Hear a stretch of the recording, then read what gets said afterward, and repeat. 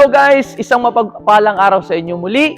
Ako nga si Kuya Jay and welcome sa ating Church Tour Season 2! And ito ngayon yung ating episode 1 sa ating pagbisita sa mga churches. And for today's video, andito tayo ngayon sa Maragusan, Davao de Oro, the summer capital of Davao Region. Oh. So, nandito tayo ngayon sa Pentecostal of Mapawa. Itong church na ito ngayon, yung ating i-features ngayong episode na ito. So, ano pang hinihintay natin? Tara, let's go! Okay guys, at sa araw na ito makakasama natin si Pastor Owen. Hello po Pastor, magandang maayong adlaw, maayong hapon, maayong tugnaw na hapon. Okay, Pastor Owen, kaibigan natin. Salamat sa lunch. Ano daw? Ilang taon? Single?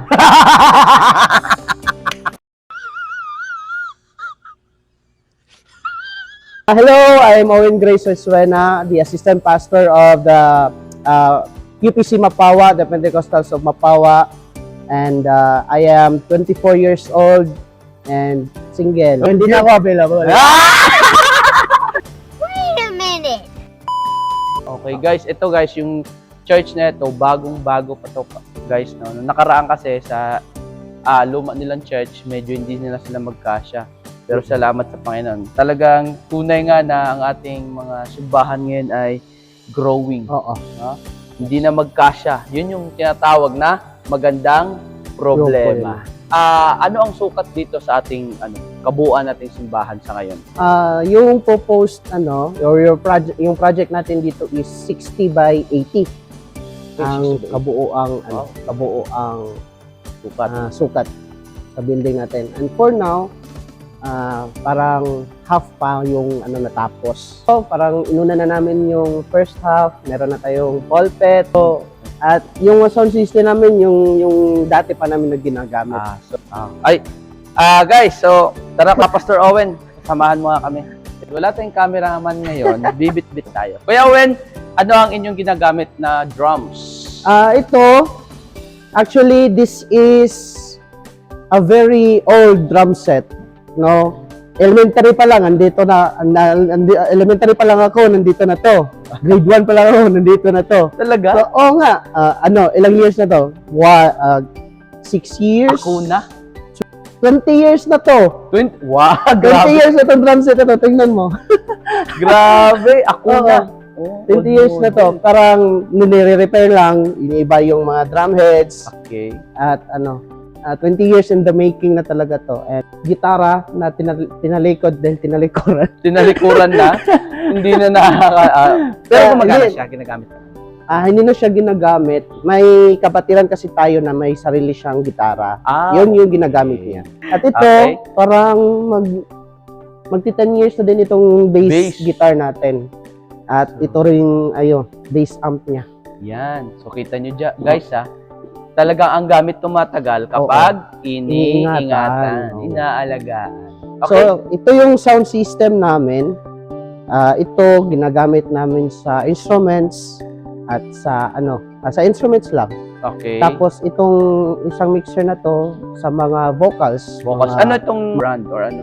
Itong brand na to, Trident. Trident? Trident. Matagal-tagal na din to. Nire-repair na din. Antique na nga, Oo, antique na talaga. That is for instrument That is for instrument lang. Okay. Tapos ito, parang hindi pa masyadong matagal. Ito yung Rockford mixer. Uy, ito yung mga nakikita ko sa Rockford, ano tayo ito, Pastor? Yung CMX-12. 12 ang yung input niya, no? Oo. So ito yung ginagamit natin sa vocals para mas maganda yung mixing niya. Okay. At ito, diretso ito, papunta dito sa equalizer natin. Okay. Then, papunta doon sa dalawa nating speakers. Yan, yung speakers natin, ano ang gamit natin mga itong speakers? sa speakers na to, ito na speaker at yung isa na kaparehas niya, ito yung para lang sa vocals. Pang-vocals lang. So, nakahiwalay na. Nakahiwalay talaga. Para mas klaro yung output. At ito rin sa instruments. Ang sa instruments is passive or active? Passive lang to. passive Oo, yan ginamitan sa to instrument. ng Power amp. concert na ano, Power amp. amplifier. Okay? Parang Tapos ganun yung etong isa is powered. Oo, ito Anong power brand to. nito? Top Pro. Oh, Top Pro Pro. parehas din. Ito Okay. Top Pro na powered, so ito yung ginagamit sa vocals na. So ito guys, yung setup nila Pastor Owen is dalawa. Merong passive May tsaka passive at merong may active. active. Okay, sa mga mic natin, Pastor. Itong mic natin, parang ano, may tatlong brand, dalawang brand tayo. Ito yung Okay, alam ko ginagamit na yan, natin sa mic Sana yan? Oo nga. For preachers. for preachers. Ito isa for preachers, ito sa mag-MC. So may dating talaga tong pag-preaching natin eh. Ito yung mas loud and clear. Yun! Malinaw! Oh, Talagang buong-buo Malinaw yung na boses buong-buo. ng At mga ito, ngaral dyan. ito yung sa mag-MC, magsusong leader. Okay, anong brand yan? Ito ay Rockford. Uy. Lex 100. Shout out, oo. Rockford. Tapos, ito din. Ito yung sa dalawang main backuppers natin. Okay, ano naman yan? Sila yung mga, may backup kasi tayo na mas maraming alam. O, Okay. parang tigga-guide sa song lead nila. Mm-mm. So, ito yung dalawang mic. Rockford pa rin, UM10. Oh, Para sa UM10. Oo, for backups at dalawang pares ng Shure. Sure. Ito Dalawang yung pares nasa ng taas, ano? Oo. Sir, SG900. sa price naman, para alam nila. Surprise, ito, Ito, maganda quality nito, guys. maganda Yan talaga ang mic. quality nito. Umabot ata to ng 10. 10. Oo, parang 8 or 10K. 10. Parang ganyan. 9. Mga 9. Parang bumaba na yung presyo ngayon. 9. Okay, Tapos wow. ito, mga 4,500. Ito, mas 4,500. mura. Oo, Pero quality. quality. Oh.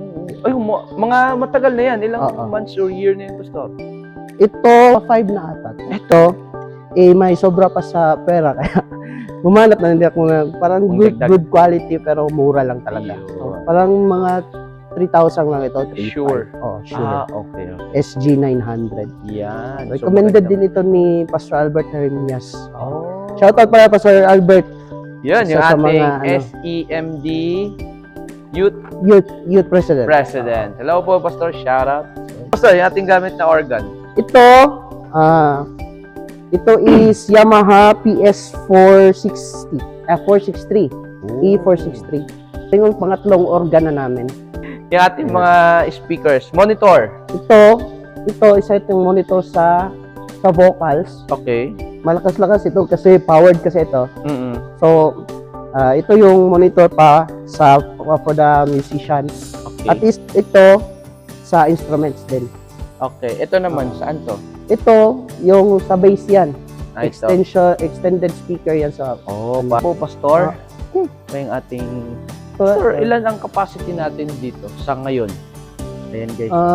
Base sa sa chairs natin, umabot na dito ng 195. Okay. So, Maluwag pa yon. maluwag pa yun. So, siguro mga nasa 150 plus yung mga kapatiran natin dito. Oh, so 150. So maluwag nga. Oo, maluwag pa. Soon, dadami pa yan. Oo nga. Pastor. Guys, yun po yung luma nilang church, yung nakaganon. Kaya, masikip na po kasi sila dyan, kaya nilakihan na nila yung kanilang simbahan. Okay, Pastor, maraming salamat. Thank you so much. Ang tagapagmana ng Mapawa Church.